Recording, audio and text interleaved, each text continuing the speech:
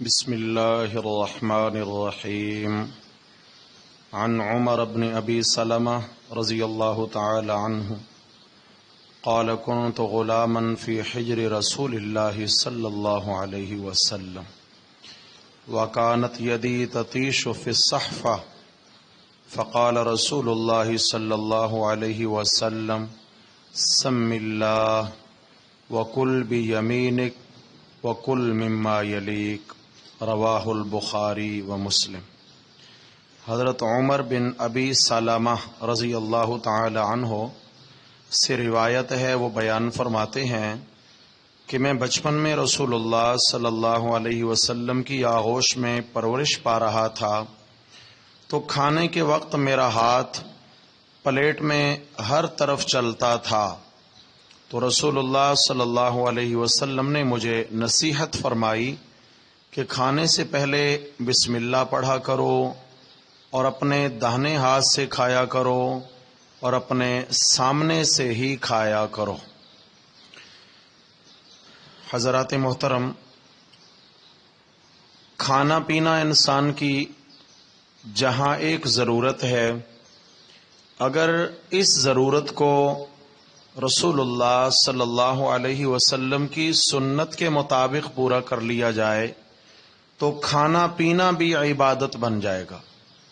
کھانا پینا بھی آخرت کی کامیابی کا سبب بن سکتا ہے.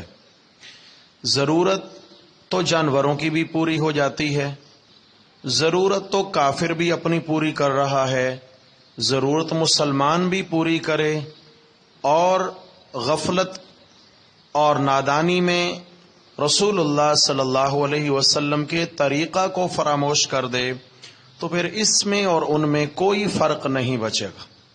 مسلمان کا طرز امتیاز بھی یہی ہے کہ اپنی ہر دینی دنیاوی ضرورت کو سنت کے مطابق پورا کرنے کی کوشش کرے، کیونکہ ہمارا دین مکمل ہے، ہمارا دین کامل ہے.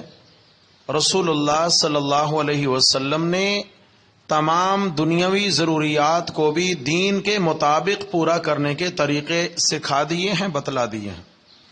کھانا کھانا اور پانی پینا یہ ایک ضرورت ہے، آپ صلی اللہ تعالی علیہ وسلم کی سنت ہے، آپ علیہ السلام کے طریقے اس عمل میں موجود ہیں.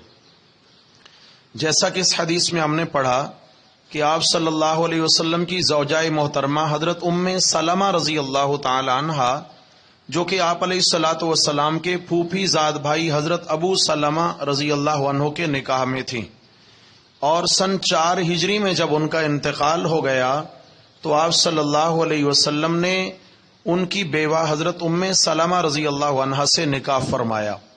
تو حضرت ام سلمہ کا ایک بیٹا ہے جس کا نام عمر ہے. ابھی یہ چھوٹی عمر کے بچے تھے. یہ خود روایت کرتے ہیں کہ میں بھی اپنی والدہ کے ساتھ رسول اللہ صلی اللہ علیہ وسلم کے گھر آ گیا اور آپ علیہ الصلاۃ والسلام کی آغوش میں ہی میں نے تربیت پائی. نبی کریم صلی اللہ علیہ وسلم کی عادت شریفہ تھی کہ دسترخوان پہ تمام گھر والوں کو ساتھ بٹھاتے، جن میں بچے بھی شریک ہوتے، اور بچوں کو بطور خاص آپ علیہ الصلاۃ والسلام اپنے ساتھ ہی برتن میں شریک فرمایا کرتے. اس کی ایک بڑی وجہ یہ ہے کہ بچوں کے ساتھ کھانا کھانے میں اللہ کی طرف سے برکت بھی زیادہ ہوتی ہے، اور دوسری بات یہ ہے کہ ان کی تربیت کا بھی موقع ملتا ہے. حضرت عمر بن ابی سلمہ رضی اللہ عنہ کہتے ہیں کہ میں جب نبی علیہ السلام کے ساتھ کھانا کھا رہا تھا تو جیسے بچوں کی عادت ہوتی ہے، جلدی سے میں نے لقمہ لینے کی کوشش کی برتن سے، تو آپ علیہ الصلاۃ والسلام نے میرا ہاتھ تھام لیا اور بڑے پیار سے فرمایا، یا بنیا کل بسم اللہ، اے بچے بسم اللہ پڑھ کے کھانا کھاتے ہیں، کل بیمینک اور سیدھے ہاتھ سے کھاتے ہیں، وکل مما یلیک اور اپنے سامنے سے کھاتے ہیں. کیسی بہترین تربیت فرمائی. آپ صلی اللہ علیہ وسلم نے ایک بچے کو مکمل اپنا کھانے کا سنت طریقہ سمجھا دیا. جہاں پر فرمایا کہ بسم اللہ پڑھ کے کھاؤ، اس میں حکمت یہ ہے کہ آپ علیہ السلام نے فرمایا کہ جب بسم اللہ کھانے پہ پڑھ لیا جائے تو شیطان اس کھانے کے قریب نہیں آتا، اور جس کھانے پہ بسم اللہ نہ پڑھی جائے تو اس میں شیطان اپنا حصہ وصول کرتا ہے. جیسا کہ مشہور حدیث ہے کہ آپ علیہ السلام کے ساتھ دسترخوان پہ صحابہ کھانا کھا رہے تھے. ایک صحابی کو شروع میں بسم اللہ پڑھنا بھول گیا. اب بیچ کی دعا جو ہے بسم اللہ اولہ و آخرہ، اگر شروع میں بسم اللہ نہ پڑھی ہو تو بیچ میں یاد آئے بسم اللہ اولہ و آخرہ. اس صحابی نے جب یاد آنے پر یہ الفاظ پڑھے تو آپ صلی اللہ علیہ وسلم مسکرا دیے. حالانکہ اس صحابی نے دل میں پڑھے آہستہ سے، آپ علیہ السلام مسکرا دیے. صحابہ کرام نے پوچھا یا رسول اللہ کیا ہوا؟ فرمایا واقعہ یہ ہوا کہ یہ شروع میں بسم اللہ پڑھنا بھول گئے. ان کے ساتھ کھانے میں شیطان شریک تھا، وہ کھا رہا تھا. جو ہی ان کو بسم اللہ یاد آئی اور انہوں نے وہ الفاظ پڑھے تو شیطان نے سارا کھایا ہوا کھانا قے کر دیا.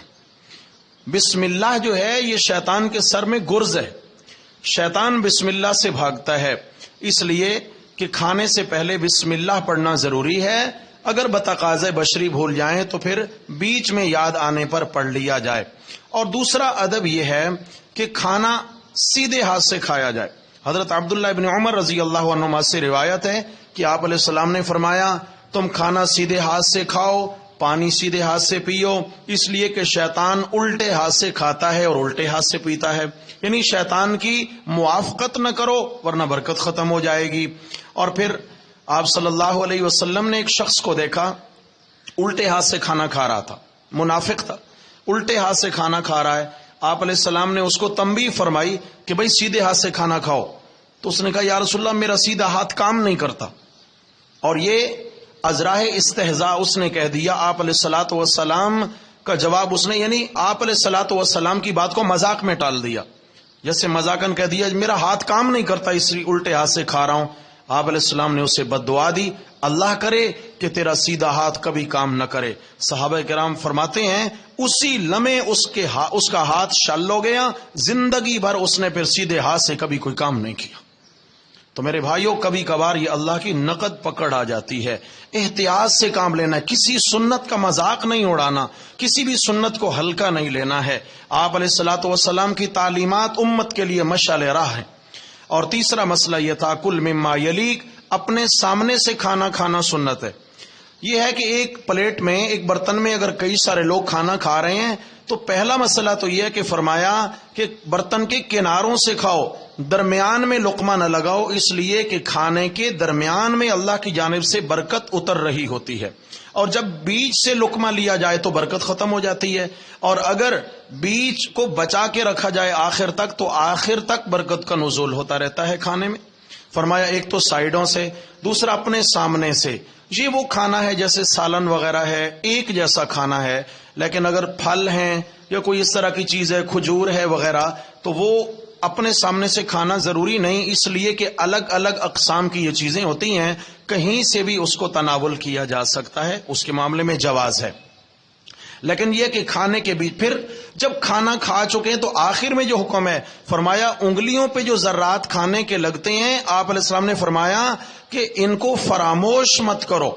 کیا مطلب فراموش مت کرو؟ فرمایا تمہیں کیا معلوم کھانے کے کون سے ذرے میں اللہ نے برکت رکھی ہے، ممکن ہے کہ جو ذرات انگلیوں میں لگے ہیں انہی میں برکت ہو.